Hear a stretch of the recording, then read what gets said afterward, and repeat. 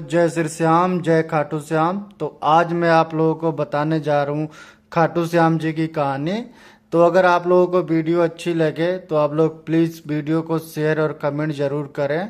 मैंने आप लोगों को पिछली वीडियो में भी खाटू श्याम जी की कहानी बता रखी है, तो आप लोग अगर वीडियो को जाके देखें, अगर वीडियो पसंद है तो आप लोग ज़रूर उस वीडियो को पे लाइक और कमेंट करें। तो सबसे पहले मैं आप लोगों का धन्यवाद कि आप लोगों की वजह से मुझे यूट्यूब सिल्वर बटन मिल चुका है। तो आप लोग ऐसे ही सपोर्ट और ऐसे ही प्यार देते रहें और खाटू श्याम जी आप लोगों के ऊपर आशीर्वाद बनाए रखें। तो अब मैं शुरू करने जा रहा हूँ खाटू श्याम जी की कहानी के बारे में। तो आप लोग पूरी वीडियो को देखें और पूरी वीडियो में बने रहें। तो आप लोगों को बताऊंगा मैं खाटू श्याम जी की खाटू श्याम जी की पूरी कहानी, जो महाभारत काल से लेके कलयुग तक की। तो आप लोग वीडियो को देखें और वीडियो को ज़्यादा से ज़्यादा शेयर करें। तो अब सबसे पहले मैं आप लोगों को दिखा दूं कि ये हैं खाटू श्याम जी। तो ये हैं खाटू श्याम जी का खाटू श्याम जी से आप लोग अर्जी लगा लें। ये खाटू श्याम जी। तो ये हैं बजरंगबली जी, ये हैं साईं बाबा, ये है गणेश भगवान, और ये है माँ दुर्गा, और ये है महादेव, कालों के काल महाकाल, ये है माता लक्ष्मी, और ये है खाटू श्याम जी, और ये है माँ दुर्गा। तो आप लोग सबका आशीर्वाद ले लें और माता रानी आप लोगों की अर्जी को स्वीकार करें। खाटू श्याम जी, आप लोग वीडियो को ऐसे सपोर्ट करते रहें। तो अब मैं बताने जा रहा हूँ खाटू श्याम जी के बारे में, और आप लोगों को मैं बता रहा हूँ कि अगर अगली वीडियो में महाकाल जी के ऊपर बताऊंगा केदारनाथ मंदिर के बारे में, कि केदारनाथ जी का मंदिर जो वहाँ पर स्थापित हुआ और वहाँ पे क्या उनकी कहानी है केदारनाथ जी महाराज की, तो मैं आप लोगों को बताऊंगा महाकाल जी के बारे में नेक्स्ट वीडियो में। तो आज मैं बताने जा रहा हूँ खाटू श्याम जी के बारे में। तो खाटू श्याम जी का नाम बर्बरिक था, जो भीम के पुत्र और घटोत्कच के पुत्र थे, और इनकी माता का नाम मोरवी था। ये महाभारत काल की कहानी है कि जब खाटू श्याम जी बचपन से ही तपस्वी और वीर थे, तो इन्होंने तपस्या से इन्होंने 3 बाणों का वरदान इनको मिला था। ये 3 बाण से महाभारत काल के युद्ध को पराजित कर सकते हैं। और इन्होंने जो वरदान जो इनको मिला था कि इन्होंने संकल्प लिया था कि जो हारेगा मैं उसी का सहारा बनूंगा। तो खाटू श्याम जी ने उस टाइम महाभारत काल में कौरव और पांडवों के बीच में युद्ध चलने वाला था। तो उस टाइम बर्बरिक जी ने अपनी माता जी से पूछा कि मुझे भी महाभारत का युद्ध देखना है कौरव और पांडवों के बीच में, तो मैं भी जाना चाहता हूँ। तो उनकी माता जी ने बोला कि आप किसकी तरफ से लड़ेंगे। तो बर्बरिक जी ने बताया कि मैं जो हारेगा मैं उसकी तरफ से लड़ूंगा, और जो पराजित होगा मैं उसकी तरफ से सहारा बनूंगा और मैं उसके साथ ही लड़ूंगा। तो ये सुन के माता जी ने उनको आज्ञा दे दिया कि आप जा सकते हैं। और खाटू श्याम जी ने ये सुन के महाभारत का युद्ध देखने के लिए निकले। तो रास्ते में ये बात श्री कृष्ण भगवान जी को पता चला कि यहाँ पे बर्बरिक जी भी आ रहे हैं जो युद्ध देखने के लिए, और उन्होंने संकल्प लिया हुआ है कि जो हारेगा मैं उसकी तरफ से लड़ूंगा। ये जानकर श्री कृष्ण भगवान जी अचंभित हो गए कि ऐसे तो युद्ध सारा ही खत्म हो जाएगा, दोनों लोग ही खत्म हो जाएंगे, क्योंकि जो हारेगा उन्हीं का सहारा बनेंगे। हम हारेंगे तो हमारी तरफ से लड़ेंगे, जब वो हारेंगे तो उनकी तरफ से लड़ेंगे। तो ऐसे ही हो जाएगी कौरव और पांडवों के बीच, कौरव और पांडव दोनों खत्म हो जाएंगे। तो फिर जब इनको पता चला तो श्री कृष्ण भगवान जी साधु के भेष में इनको रास्ते में रोक लिया। रास्ते में रोकने के बाद इन्होंने बोला कि हाँ बताइए आपने किस लिए रोका है। तो श्री कृष्ण भगवान जी ने बोला कि आप कहाँ जा रहे हैं। तो इन्होंने बोला कि मैं महाभारत का युद्ध देखने जा रहा हूँ जो कौरव और पांडवों के बीच में है। तो इन्होंने बोला कि आप युद्ध किससे लड़ेंगे। तो तो इन्होंने बोला कि ये 3 बाण जो है, मैं इन 3 बाणों से मैं युद्ध लड़ूंगा और देखूंगा। ये बात सुन के श्री कृष्ण भगवान जी ने कहा कि ये 3 बाण से आप उस युद्ध में क्या कर सकते हैं, ये 3 बाणों से तो इतने बड़े युद्ध में इस 3 बाण से आप कुछ नहीं होगा। तो बर्बरिक जी ने बोला कि 3 बाण से मैं पूरे युद्ध को खत्म कर सकता हूँ। तो ये बात सुनकर श्री कृष्ण भगवान जी ने बोले कि वो कैसे आप खत्म कर सकते हैं। तो उन्होंने बोला कि मेरे को 3 बाणों से मैं पूरे महाभारत का युद्ध को मैं खत्म कर सकता हूँ।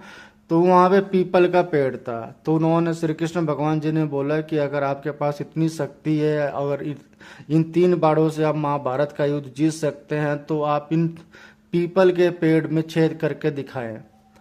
तो इन्होंने एक तीर से सारे पीपल के पेड़ों में छेद कर दिया था, और छेद करने के बाद उसमें एक पेड़ का पत्ता श्री कृष्ण भगवान जी ने अपने पैरों के नीचे छुपा लिया था।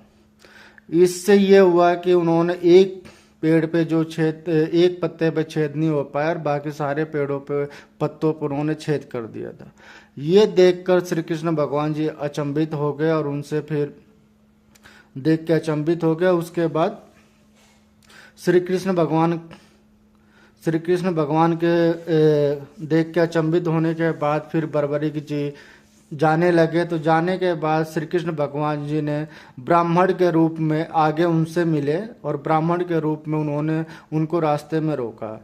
तो फिर बर्बरिक जी ने बोला कि हाँ प्रभु, आपने किस लिए रोका है, आप बताएं। तो उन्होंने बोला कि मैंने इसलिए रोका हुआ है कि आप कहाँ जा रहे हैं। तो उन्होंने बोला कि मैं महाभारत का युद्ध देखने जा रहा हूँ। तो फिर श्री कृष्ण भगवान जी ने कहा कि मैं आपसे एक दान मांगूं तो आप दान दे सकते हैं। तो बर्बरिक जी समझ गए कि ये कोई साधारण ब्राह्मण नहीं है, ये स्वयं ये भगवान है। तो ये बात जब खाटू श्याम जी को पहले ही पता चल गया था कि ये भगवान है, कोई साधारण ब्राह्मण नहीं है जो मेरा शीश मांग रहे हैं। तो श्री कृष्ण भगवान जी ने बोला कि आपका मुझे शीश दान में चाहिए। जब बर्बरिक जी ने बोला कि आपको मेरे से क्या दान चाहिए, तो उन्होंने बोला कि मुझे आपका शीश दान चाहिए। तो उन्होंने खाटू श्याम जी ने बोला कि ठीक है, मैं शीश दान दे सकता हूँ, मगर मेरी एक शर्त है कि मुझे महाभारत का युद्ध पूरा देखना है। तो ये बात सुन के श्री कृष्ण भगवान जी ने बोला कि हाँ, आप पूरा महाभारत का युद्ध अंत तक देखेंगे। और ये बात सुन के बर्बरिक जी ने अपना शीश दान दे दिया। और शीश दान देने के बाद श्री कृष्ण भगवान जी ने बर्बरिक जी का शीश दान, उन्होंने क्या करा, शीश को एक ऊंचे स्थान पर स्थापित कर दिया जहां से महाभारत काल का पूरा युद्ध वो देख सके।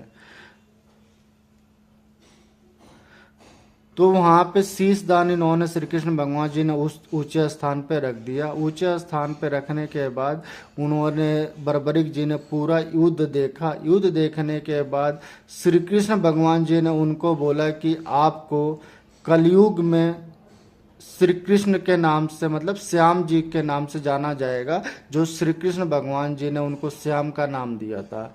और उन्होंने श्री कृष्ण भगवान जी ने यह भी कहा था कि कलयुग में आपको जो भी हारे का सहारा, जो भी होगा, जो भी आपके दरवाजे पे, चौखट पे आएगा और आपके मंदिर पे आएगा, आप उनकी सारी मनोकामना पूरी करेंगे और सारी मन्नतें उनकी पूरी होगी। और एक वरदान खाटू श्याम जी को ये भी मिला हुआ है कि अगर सारे दरबार से अगर आप हार चुके हैं, उसके बाद भी अगर खाटू श्याम जी अगर चाह दें कि हमें उस सबके काट के मैं आपको आशीर्वाद दे दूं, तो उनके अंदर ये भी वरदान है कि उनको हार को भी वो जीत में बदल सकते हैं। तो खाटू श्याम जी ही कलयुग में एक ऐसे भगवान है कि इनकी पूजा कलयुग में खाटू श्याम जी, जो बर्बरिक जी का, जो जिनका नाम बर्बरिक था, उनको कलयुग में श्याम जी के नाम से जाना जाता है, जिन्हें 3 बाड़ के धारी, हारे का सहारा और नीले घोड़ी वाले के नाम से भी जाना जाता है। तो यह है खाटू श्याम जी की कहानी। तो खाटू श्याम जी का जो मंदिर स्थापित हुआ है, इसकी भी एक रोचक कहानी है। तो मैं आप लोगों को बता रहा हूँ कि खाटू श्याम जी का जो मंदिर बना है, वो कलयुग काल की बात है, जब वहाँ पे किसान जो थे खेती करते थे, तो वहाँ पे गाय भी अपनी क्या नाम है घास ओस चरने के लिए जब जाती थी, तो वहाँ पे एक गाय जो थी, वहाँ पे उनके जहाँ पे शीश था वहाँ पे जाते ही उनके दूध का प्रभाव होने लग गया। ऐसे करते करते ये 2-3 दिन तक किसानों ने देखा कि ऐसा क्यों हो रहा है। एक दिन किसानों ने क्या करा है कि वहाँ की खुदाई किया, तो खुदाई करने के बाद वहाँ से खाटू श्याम जी का एक चमत्कारी शीश निकला, जो जो वो शीश बर्बरीक जी का ही था, जो आज खाटू श्याम जी के नाम से जाना जाता। ये बात जब पता चला तो किसानों ने, वहाँ के जो राजा उस टाइम रूप सिंह चौहान थे, उनको बताया गया। तो ये देख के रूप सिंह चौहान जी ने सोचा कि ये चमत्कारी जो शीश है, तो उस शीश को ले जाके उन्होंने एक मंदिर में, जो आज खाटू श्याम जी के नाम से जाना जाता है, वहाँ पे जाकर स्थापित किया और वहाँ पे एक मंदिर बनवाया खाटू श्याम जी के नाम से। ये खाटू श्याम जी इसलिए नाम से जाने जाते हैं क्योंकि वो खाटू गांव में है, इसलिए वो खाटू श्याम जी के नाम से जाने जाते हैं। एक्चुअली उनका नाम बर्बरीक ही है, मगर खाटू गांव में है, खाटू इसलिए खाटू श्याम जी बोला जाता है। तो वो मंदिर रूप सिंह चौहान जी ने, वहाँ के जो राजा उस टाइम थे, तो उन्होंने बनवाया है। तो उन्होंने बनवाया था और आज के टाइम में वो एक भव्य मंदिर के रूप में खाटू श्याम जी को श्री श्याम जी के नाम पे और हारे के सहारे के नाम से जाना जाता है। तो ये है कहानी खाटू श्याम जी की। और इनके यहाँ के दरबार में जो भी जाता है वो कभी खाली हाथों नहीं आता है। खाटू श्याम जी सबकी झोली भरते हैं और खाटू श्याम जी सबकी मनोकामना पूरी करते हैं और सारे सपने पूरे करते हैं। खाटू श्याम जी का जो मंदिर है वो सीकर जिले के खाटू गांव में स्थित है। तो आप लोग अगर दिल्ली गुड़गांव से जाना चाहते हैं तो आप लोग ट्रेन से, by train, by bus, by cab या पर्सनल गाड़ी से भी जा सकते हैं। तो आप लोगों को वहाँ पे रुकने के लिए, ठहरने के लिए वहाँ पे होटल और सारी सुविधा भी उपलब्ध है। और वहाँ पे बहुत सारे वहाँ पे ऐसे ट्रस्ट भी हैं जो वहाँ पे रहने खाने का फ्री का व्यवस्था भी हो जाती है और यहाँ से बस की भी व्यवस्था फ्री हो जाती है। तो आप लोग, अगर आप लोग जाना चाहते हैं तो आप लोग चेक कर सकते हैं ऑनलाइन कि कौन सी बस जा रही है। तो बहुत सारे लोग वहाँ पे फ्री सेवा की बसें भी चालू कर रखे हैं जो दर्शन करवाती हैं श्रद्धालुओं को, जो भी खाटू श्याम के भक्त हैं। तो उनको वो बस में लेके जाते हैं और वहाँ पे जो भी होटल है वहाँ पे रुकते हैं और वहाँ पे खाना पीना नाश्ता सब कुछ बहुत कम पैसों में दर्शन करवाया जाता है। तो खाटू श्याम जी ने, तो आप लोग जाना चाहते हैं तो आप जा सकते हैं, चाहे ट्रेन से, चाहे मेट्रो तो नहीं है, आप लोग ट्रेन से और बस से जा सकते हैं। तो ये है खाटू श्याम जी की कहानी। और खाटू श्याम जी के वहाँ पे जो इनका जो मंदिर है, एक छोटा सा ही मंदिर है मगर बहुत ही शक्तिशाली और बहुत चमत्कारी मंदिर है। और वहाँ दर्शन में भी ज़्यादा टाइम नहीं लगता है। तो आप लोग भीड़ को देख के ये ना सोचें कि वहाँ भीड़ बहुत होती है, मगर दर्शन में आप लोगों को कोई टाइम नहीं लगता है, बहुत कम समय में ही दर्शन हो जाता है खाटू श्याम जी का। तो आप लोग ज़्यादा से ज़्यादा, आप लोग अगर जाना चाहते हैं तो जाएं और सुबह के टाइम में जाएं तो उस खाटू श्याम जी की 7 बजे की आरती भी ले सकते हैं। तो आप लोग मंदिर जाएं तो आरती ज़रूर लें। और वहाँ से आप लोग सालासर बालाजी भी जा सकते हैं, जहाँ पे वो हनुमान जी का मंदिर है। सालासर बालाजी का भी मंदिर बहुत ही ऐतिहासिक और बहुत ही चमत्कारी मंदिर है।